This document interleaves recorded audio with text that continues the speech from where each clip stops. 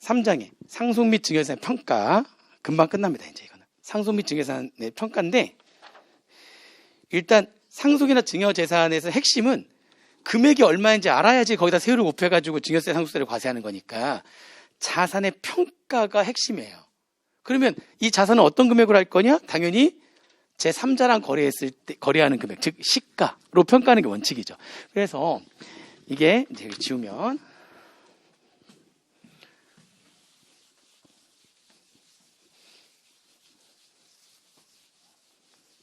자,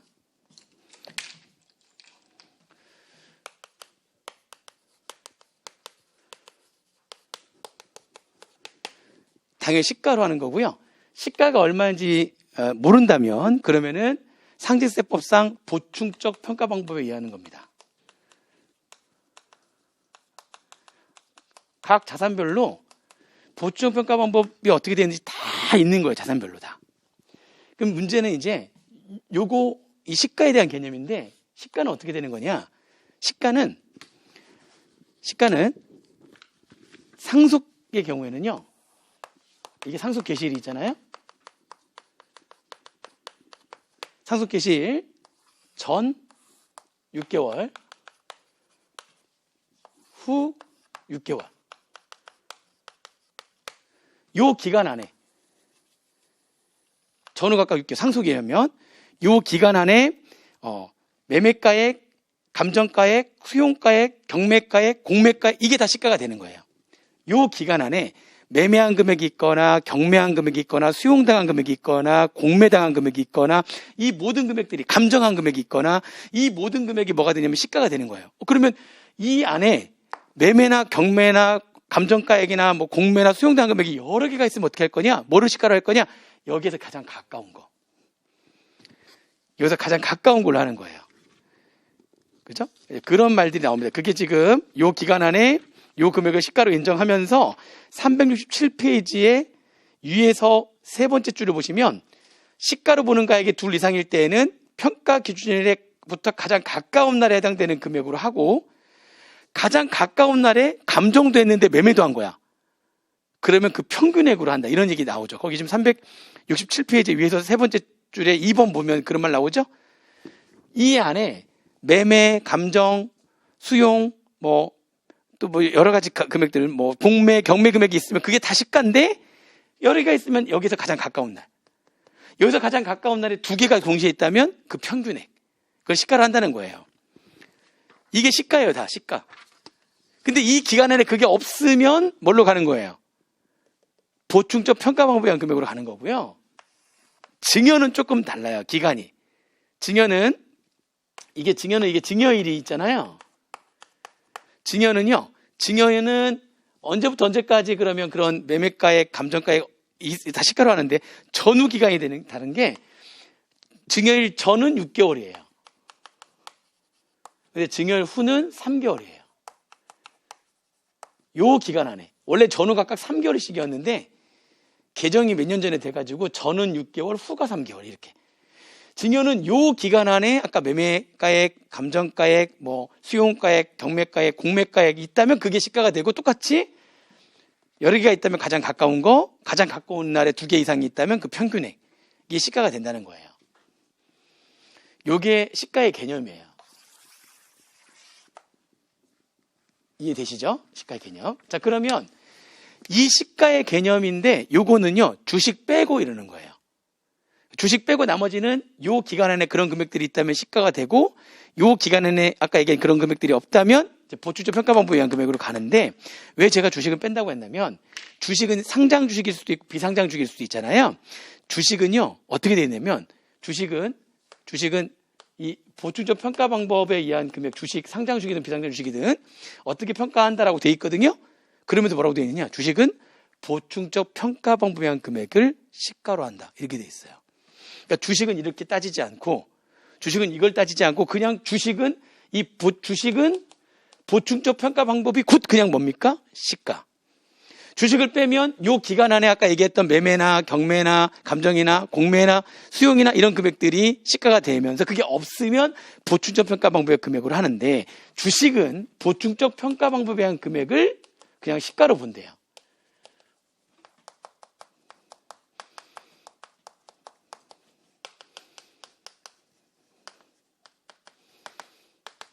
아시겠죠? 이렇게. 그래서 이제 마지막에 이제 다른 건 안 봐도 돼요. 전체적인 어떤 이 개념이랑 그 다음에 주식에 대한 부천 평가 방법. 주식은 이게 곧 그냥 뭐니까? 시가니까. 그죠? 그래서 주식만 이제 정리하시면 됩니다. 그래서 주식의 평가 마지막인데 369페이지.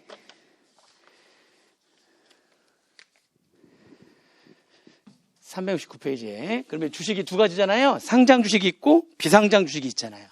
상장 주식.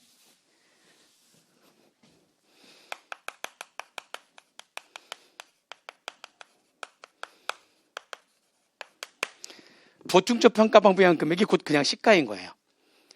아시겠죠? 상장 주식은 어떻게 되느냐? 상장 주식은 이게 그러니까 일반적인 경우랑 상장 주식은 일반적인 경우하고요. 그러니까 상장은 코스닥 상장이나 그 유가증권 시장에 상장되는 거 말하는 거잖아요. 상장 주식, 아무튼 상장 주식은 평가 기준일이 상속이라면 상속개시일, 증이라면 증여일, 평가 기준일 전후 각각 2개월 간에 시장에서 거래되는 거니까 종가가 있을 거 아닙니까? 평가 기준일 전후 각각이에요. 전 2개월, 후 2개월 각각의 종가 평균액이에요. 그게 일반적인 평가예요. 아시겠죠? 평가 기준일 전, 후, 그죠? 각각 2개월간. 전 2개월, 후 2개월. 총 4개월이죠. 그러니까 2개월간에 종가 평균액을 하는 거예요. 이게 일반적이에요.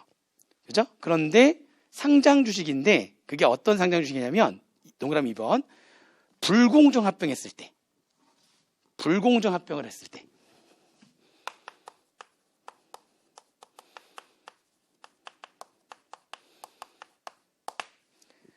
불공정 합병을 했을 때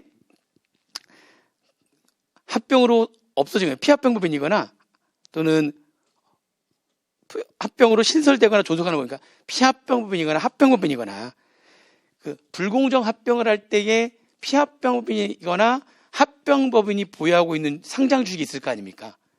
그죠? 불공정 합병일 때에 피합병법인이든 합병법인이든 보유하고 있는 불공정 합병일 때 상장 주식은 그냥 평가 기준일 현재 종가로 하는 거예요. 최종 시세가액. 얘는 평가 기준일 현재의 최종 시세가액. 그게 종가죠, 종가.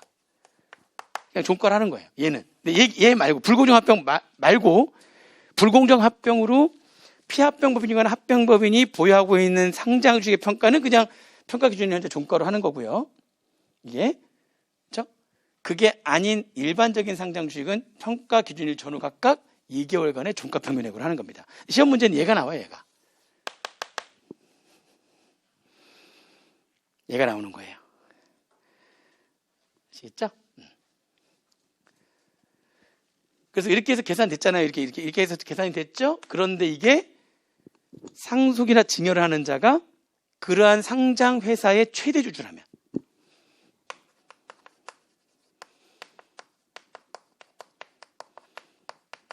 그렇게 해서 계산한 그 금액의 20%를 할증합니다. 그러니까 예를 들면 일반적인 경우에 전후 각각 2개월의 종가 평균에 계산했잖아요. 그거에 1.2를 곱하는 거죠. 20% 할증하는 거니까 그거에 1.2를 곱한 금액이 그 상장 주식의 평가 금액이 되는 거예요. 할증해서 세금 더 내게 하는 거예요. 최대 주주라면. 단 중소기업은 아무리 최대 주주라도 또 할증하지 않습니다. 중소기업의 최대 주주라면 할증하지 않아요.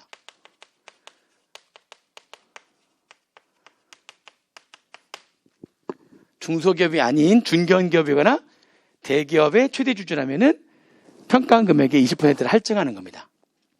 끝이에요, 끝. 상장 주식에 대한 평가. 그리고 주식은 이렇게 보충적 평가 방법에 의한 금액을 곧 시가로 본다고 얘기했죠. 마지막이에요.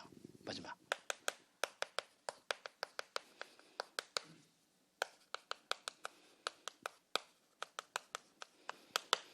자, 비상장 주식에 대한 평가인데 비상장 주식은 종가가 없잖아요. 거래가 안 되니까. 비상장 주식은 어떻게 할 거냐? 이거는 그 비상장 회사의 재무상태표를 보게 되면 그 비상장 회사의 재무상태표에 자산에서 부채를 뺀 순자산가액이 있을 거예요. 그러면 이 비상장 주식의 주가는, 주당 가치는 그냥 순자산가액을 발행주식 총수로 나누면 되는 거 아니냐. 그거를 주가로 하자라고 하는 거예요. 따로 공시가 안 되니까 재무상태표를 보게 되면은 순자산가액이 있을 거 아닙니까? 자산에서 부채를 뺀 순자산가액. 그걸 뭘로 그냥 나누자고요? 발행주식 총수로 나누면 그러면 그게 주가가 되는 거 아닙니까? 거기에다가 몇 주를 증여했는지 주식수를 곱하면 되는 거죠. 그래서 그거를 뭐라고 하느냐? 주당, 여기 순자산가액을 가지고 계산하는 주당 순자산 가치라고 하는 거예요. 이거는 어렵지 않아요. 재무상태표에 상속회사 증여할 때에 뭐가 있겠어요? 지금 거기 재무상태표에 순자산가액이 있을 거 아닙니까? 그거를 발행주식 총수로 나눠주면 되거든요.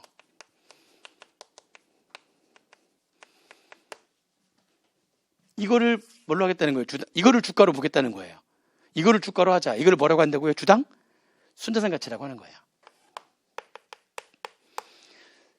손익계산서를 보게 되면 손익계산서에는 당기순이익을 발행주식 총수로 나눠가지고 주당순이익이 나와 있잖아요.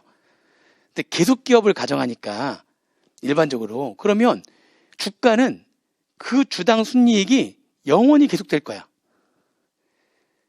영원히. 그러면 그걸 우리가 주당순이익이 예를 들면은 1,000원이면 1,000원이 영원히 계속돼요. 1,000원.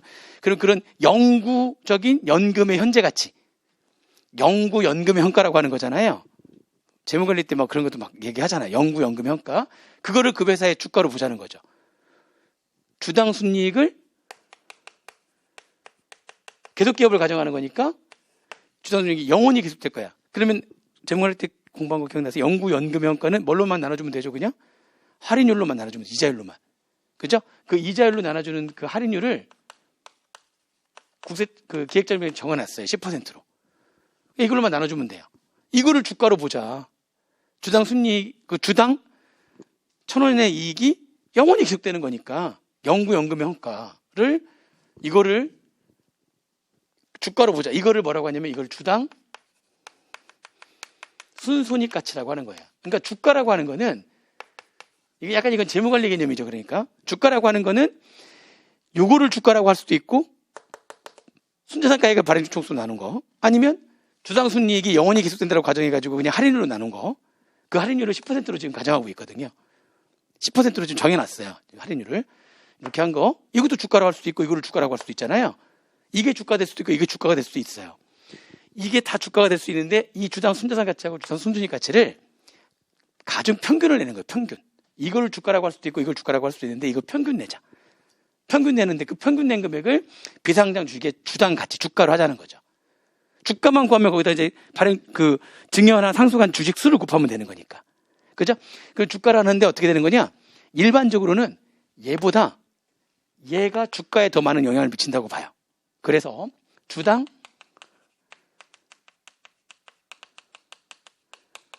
순자산 가치는 2를 곱하고요.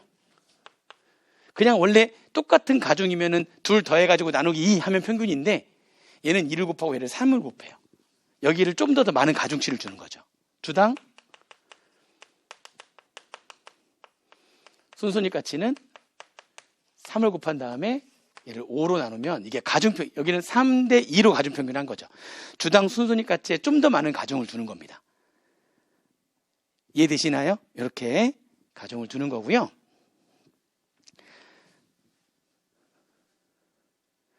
만약에 이 회사가 이게 일반적으로는 여기를 좀 더 많은 가중을 두는 거잖아요. 3대 2로. 근데 이 회사가 전체 자산 중에 부동산이 차지하는 비중이 50% 이상인 회사예요. 그걸 부동산 과다법인이라고 하거든요. 부동산 과다법인은 얘보다는 자산을 많이 갖고 부동산을 많이 갖고 있으니까 그런 부동산 과다법인은 순자산 가치가 주가에 좀 더 많은 영향을 미칠 거 아니냐. 그래서 부동산 과다법인은 이렇게 3대 2로 가중을 하는 거예요. 가중 이게 바뀌어요. 가중이. 주당 순자산 가치의 3, 주당 순손익 가치의 2. 가중 평균 하는데 2대 3으로 할 거냐 3대 1로 할 거냐. 일반적으로는 주당 순손익 가치의 3의 가중을 하고 여기 2의 가중을 하는데 만약 전체 자산 중에서 부동산이 차지하는 비중이 50% 이상인 부동산 과다법인이라면 주당 순자산 가치가 좀 더 많은 주가에 영향을 미칠 것이다. 바뀌어요. 근데 이렇게 해서 계산된 이 금액은 한이 있어요. 이렇게 계산된 금액은 아무리 적더라도 주당 순자산 가치의 80%보다 작을 수는 없어요. 근데 이건 잘 생각해 보세요. 주당 순자산 가치보다 주당 순손익 가치가 더 크잖아요? 그럼 평균 내면은 얘보다 얘가 더 크면 2대3으로 하든 3대1로 하든 평균을 내면은 아무튼 얘보다 금액이 커져요. 근데 보세요. 자산은 지금 순자산, 자산에서 부채를 뺀 순자산은 한 내가 1000억대. 순자산이 1000억이 되는데 계속 손실 나고 있는 거야. 그러면 주당 순손익은 마이너스잖아요. 마이너스면 그냥 없는 거 0이거든요. 0. 마이너스면 0이야. 0. 그러면 가중평균 하게 되면 순자산 가치보다 확 떨어지겠다. 이게 마이너스니까 0이 돼버리는 거니까. 금액이 확 줄겠다. 그죠? 확 줄거든요? 주는데 생각해 보세요. 지금 다 그러면 문 닫아버리고 이 자산 다 팔아버리면 최소한 순자산의 80%를 회수할 수가 있거든. 그러니까 하한이라고 하는 거는 이게 지금 마이너스가 심해가지고 평균 냈더니 순자산 가치보다 확 떨어졌어? 그래도 최소한 너는 얼마나 회수할 수 있는 거야. 지금 당장 다 팔아버리면. 순자산가액의 80%를 회수할 수 있는 거니까 주가는 하한이 있는 거예요. 주당 순자산 가치의 몇 퍼센트를 하한으로 한다? 80%를 하한으로 한다는 얘기는 이거 둘 중에 큰 금액을, 그러니까 얘가 마이너스가 워낙 커가지고 아무리 줄어들더라도 주당 순자산 가치의 80%는 주가로 하겠다는 거죠. 그래서 이걸 하한이라고 표현하는 거예요. 얘보다 작을 수는 없다는 거예요. 얘보다 작을 수는 없어. 여차해버리면 다 팔아버리면 되니까. 이해되시죠? 그래서 둘 중에 큰 금액이 된다는 겁니다. 여기서는 이것만 더 보시면 돼요. 그러면 그러면 지금 여기에 3대1로 한다고 했는데 아예 주당 순자산 가치를 주가로, 얘를 그냥 주가로 해버리는 경우도 있어요. 얘를 주가로 하자 라고 하는 경우가 있는데, 요거는 몇 가지 볼게요. 예를 들면 이걸 주가로 하자라고 하는 거는 얘가 청산 중인 법인인 거야. 그러면 이거를 계산할 수 없죠. 왜냐면 이거 계산은 어떤 가정이 깔려 있죠? 그렇죠. 계속기업 가정이 깔려 있는데 지금 문을 닫으려고 증여를 받았고 증여 신고 기한 그 내에 청산이 절차가 들어가 버린 거예요. 그럼 이 가정을 할 수가 없죠. 그러면 그냥 이것만 주가가 되는 거예요. 이해되시죠? 무슨 말인지 이해되시죠? 또는 아예 아까 제가 전체 자산 중에서 부동산이 차지하는 비중이 50% 이상이면 3대2로 가중치가 바뀐다고 그랬죠? 부동산 초과다 법인인 거야. 전체 자산 중에 부동산이 80% 이상이잖아요. 그러면 그냥 이거를 주가로 하겠대요. 부동산 초과다 법인. 뭐 그런 식으로 돼 있어요. 그러니까 이거를 주가로 하는 경우도 있어요. 그냥 이거를 주가로 하는 경우가 몇 가지가 있어요. 그게 교재 지금 나옵니다. 370페이지에 보시면 370페이지 위에 그 박스 밑에 3번. 다음의 비상장 주식은 그냥 순자산 가치에 의해서 평가한다. 이거를 그냥 주가로 하겠다는 거죠. 이거를 주가로 하겠다. 이거 보면 점점점점 나오잖아요. 청산 절차가 진행 중이거나, 그죠? 세 번째 점에 뭐가 나와요? 부동산 가액의 합계 80% 이상 초과다 법인이거나, 뭐 이런 얘기. 나머지 점점은 이제 요 얘기를 좀 들으시면 이해가 돼요. 자, 여기까지는 이해되십니까, 지금? 그러니까, 거래가 되지 않으니까, 재무상태표상의 금액이 이렇게 가지고 요걸 주가로 보겠다. 주당 순자산 가치. 손익계산상의 주당 순익을 이 영원히 계속된 대로 가정해가지고 할인율로 나눈 금액을 이 회사의 주가로 보겠다. 주당 순손익 가치. 이거를 가중평균을 하겠다는 건데 2대3 또는 3대2로 가중평균을 하는 건데 그거는 아무리 적더라도 주당 순자산 가치의 80%보다 작을 수는 없는 것이고 다 팔아버리면 되는 거죠. 여차해버리면. 그리고 이거는 어느 경우에 2대3, 3대인지 과다법인. 그리고 어떤 경우는 아예 얘만 그냥 주가로 하겠다는 경우도 있다는 거죠. 자, 마지막으로 하나만 알면 돼요, 이제. 근데 여기 들어가는 이 주당순이익이 있잖아요. 이 주당순이익이 분자에 들어가는 게 아니 딱 증여하려고 하는 그 해만 주당순이익은 예를 들면 2021년도에 증여를 하게 되면 주당순이익이라고 하는 거는 1년 지나야지만 당기순이익이 나올 것이고 그걸 발행주 총수로 나누는 거니까 2020년도에 주당순이익 을 가지고 계산해야 하는 건데 하필이면 딱 2021년도에 증여했으면 2020년도에 단계순이익을 가지고 주당순이익을 계산해야 되는 건데 그때만 장사가 잘 됐던 거야. 그러면 그때 주당순이익이 영원히 계속된다? 반대로 그때만 장사가 안 됐던 거야. 주당순이익이 굉장히 작았던 거야. 근데 그때 그 주당순이익이 영원히 왜곡될 수가 있죠. 정보가.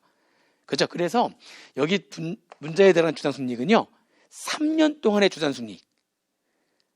그러니까 평가 기준일에 직전연도, 직전전연도, 직전전전연도 3년 동안의 주당순이익을 가중평균하는 거예요.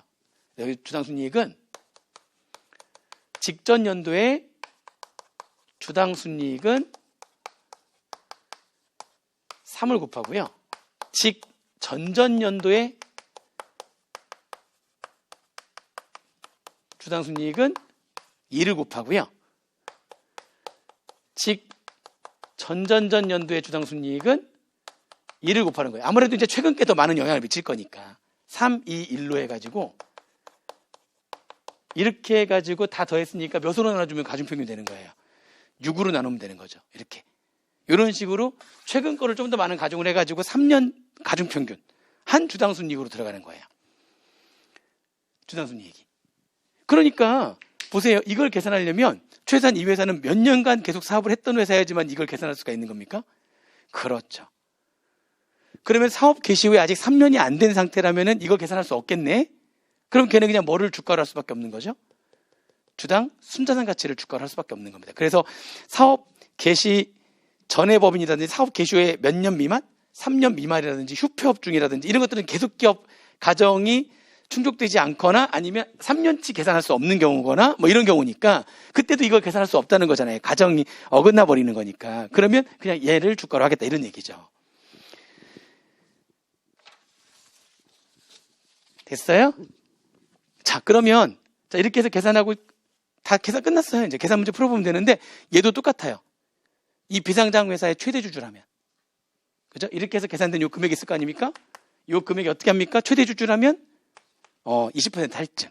근데 중소기업이네? 똑같아요. 중소기업은 할증 하지 않는다. 똑같아요. 최대 주주면 이렇게 계산된 금액에 최대 주주인 경우에는 20% 할증. 상장이나 비상장이 똑같습니다. 중소기업이라면 할증하지 않는다.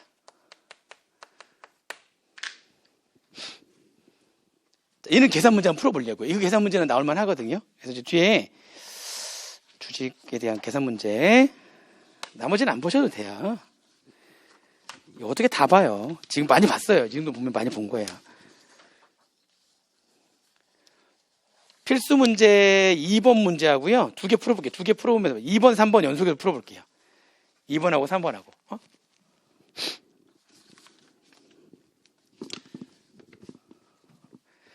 필수 문제 2번. 다음은 거주자 갑이 3장의 필수 문제 2번입니다.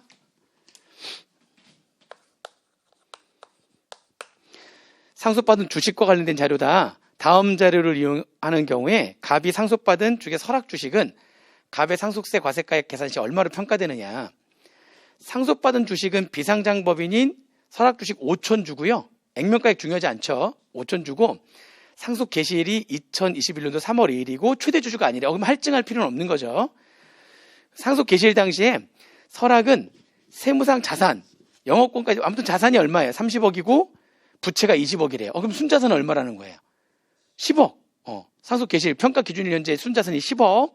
그리고 발행중 총수는 10만 주로 유지가 되고 있고요. 부동산 과다법인이 아니래요. 이 말이 왜 필요한지 아시죠? 가중평균할 때에 몇 대 몇으로 가중평균할 건지 때문에 부동산 과다법인은 아니고요. 상속 개시 전 설악의 최근 3년간의 주당순이익이 나와 있죠. 900원, 1200원, 1500원. 그리고 이자율은 10%로 이렇게 정해져 있다니까요. 지금. 자, 그러면 자, 비상장 주식이잖아요. 일단 주가를 계산해야 될 거 아닙니까? 주가를 계산해야 되는데 주가는 어떻게 한다? 주당 순자산가치. 어렵지 않죠. 바로 다 나와 있잖아.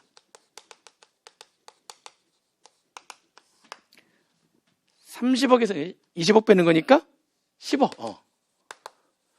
10억을 발행총수 얼마? 10만 주. 바로 나오네요. 그냥 주당 순자산 가치는. 그래서 얼마 나오냐면 주당 순자산 가치는 10,000원. 그죠? 자, 그 다음에 주당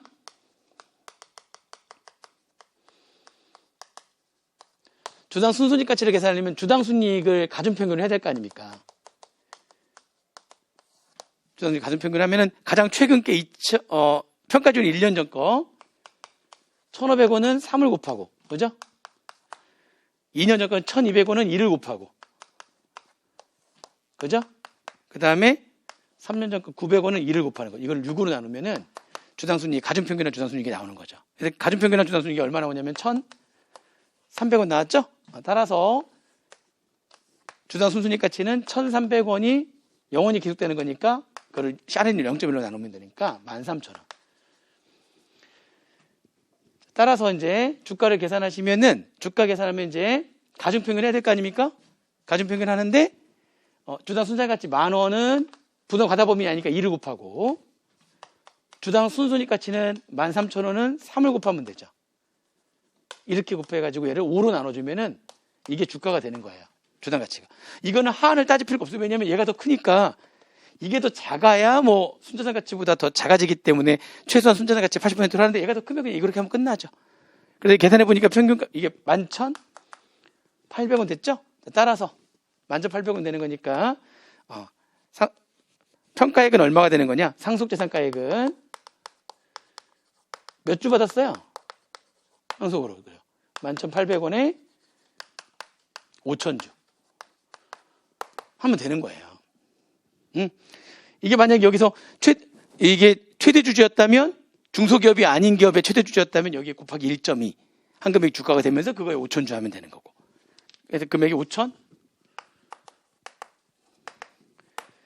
원. 충분히 요런 정도 나올 수 있어요. 이게 은근히 좀 나왔거든요. 이것도 좀 나왔었어요. 3번 봐볼까요? 3번. 그러니까 계산 문제가 상속세 과세가액이나 과세표준 나올 거냐, 아니면 지금 이 비상장주식의 평가액으로 나올 거냐, 둘 중에 하나가 나올 거예요. 증여가 2년 연속으로 나왔으니까 지금 계속 얘기하지만 또 나오면 좀 그렇다니까요. 그게 이렇게 했는데 또 나오면 진짜 교수 찾아갈 거야. 그리고 이제 증여가 얼마나 중요해. 상속도 중요한데 주식 평가도 중요하고. 자, 다음 절에 근거해서 거주자 갑이 2021년도 1월 5일 날 보유 주식을 딸에게 증여할 경우에 증여세 과세가액을 계산하기 위한 이건 주당 그냥 평가액이 얼마냐요? 주당 평가액. 갑은 비상장법인 주식회사 신뢰화 및 중소기업이 아닌데 총 발행 주식 11만 주의 6%를 보유하고 있고요. 갑과 특수관계에 있는 최대주주 을이 55%를 보유하고 있대요. 그런데 갑이 지금 딸한테 증여하려고 하거든요. 그럼 갑은 6% 갖고 있지만 갑의 특수관계에 있는 을이 55%를 갖고 있잖아요. 그러면은 원래 최대주주라고 하는 거는 아까 우리가 최대주주면 할증한다고 했잖아요. 최대주주는 한 명이 아니에요. 최대주주는 그룹이에요. 어느 특정한 자와 그의 특수관계자의 지분을 합해가지고 그 회사의 지분 중에서 가장 지분이 높다면 그 그룹이 최대주주가 되는 거예요. 그러면 을이 55%고 을과 특수관계에 있는 갑이 6%라면은 당연히 61%니까 갑하고 을은 을이 다 뭐가 되는 거예요? 갑하고 을이 다 최대주주가 되는 거예요. 이게 최대주주라고 하는 거는 한 명을 얘기하는 게 아니에요. 최대주주는 그룹이에요, 그룹. 그래서 갑은 6%지만 갑의 특수관계자인 을이 또 55%를 갖고 있었기 때문에 갑과 을이 최대주주인 거예요. 근데 그 중에 이 갑이 갖고 있던 거를 지금 딸한테 증여하려고 하는 거죠. 그럼 최대주주가 증여하는 거예요. 다시 말하면 20% 할증을 해야 된다는 겁니다. 되셨죠? 그리고 지금 발행주 정수가 11만 주고요. 그럼 먼저 뭐부터 하는 거예요? 먼저 첫 번째가 주당 순자산 가치. 바로 계산되잖아요. 자산이 50억이고 부채가 28억이니까 얼마? 22억이잖아요. 이거를 11만 주로 나눠주면 되겠네요. 그죠? 그러니까 주당 순자산 가치는 얼마입니까? 2만 원 되는 거죠. 그죠? 그리고 주당 순순이익 가치를 계산하려면 주당 순이익을 먼저 계산해야 되거든요. 주당 순이익이 나와 있어요. 최근이 550원이죠. 곱하기 3 플러스 마이너스도 있네. 마이너스는 마이너스대로 하시면 돼요. 마이너스 320원은 2를 곱하고 2018년도는 또 플러스네요. 400원은 2를 곱하는 거죠. 그렇게 해서 그냥 마이너스로 해가지고 6을 하면은 됩니다. 그럼 주당 순이익은 얼마가 되는 거냐면 주당 순이익이 얼마죠? 주당 순이익이 얼마 안 되는데 보니까 235원밖에 안 되네. 그러면 주당 순손익 가치는 235원을 10% 나눠주는 거니까 2,350원밖에 안 되는 거죠. 이해되시죠, 지금? 그러면 이제, 자, 주가 계산.